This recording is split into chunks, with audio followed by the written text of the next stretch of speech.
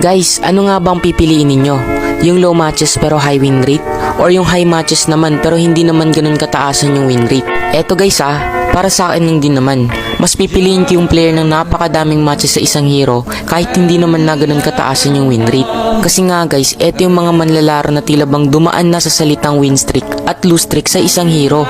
Kahit 90% win rate lean pa yan, 80% win rate funny, hindi talaga ako magtitiwala sa'yo kung hindi lampas 500 matches yung matches mo. Maging practical na tayo sa buhay guys. Mas pipiliin ko pa yung 1000 matches lean tapos 55% win rate.